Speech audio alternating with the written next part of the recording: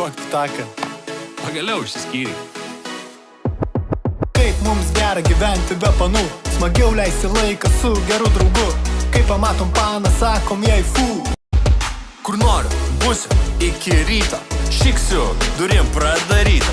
Sėdėsiu kambarį, netvarkyta. Ir galvosiu apie ją. Pala, ką?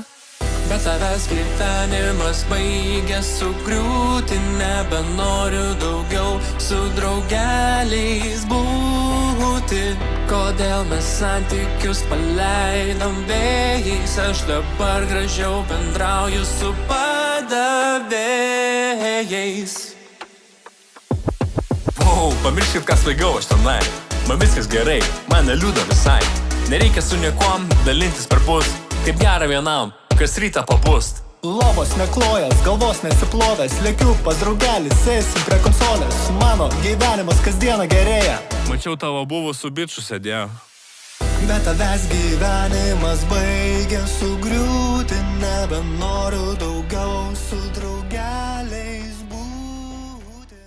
Drodzy Państwo, jesteście teraz w klasztorze, czyli w monasterze. Jest to monaster męski, prawosławny pod wezwaniem zwiastowania Najświętszej Marii Panny.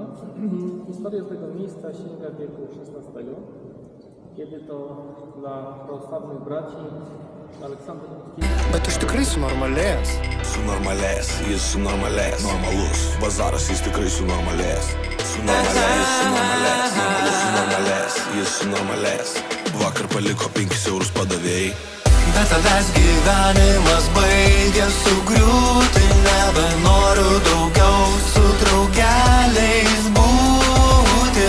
Kodėl mes santykius paleidom vėjais? Aš dabar gražiau bendrauju su padavėjais. Bet tavęs gyvenimas baigia sugriūti. Nebenoriu daugiau su draugeliais būti.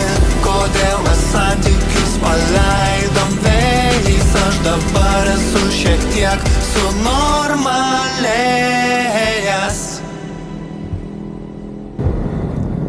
Kaip gera be planų? Jo, liuks.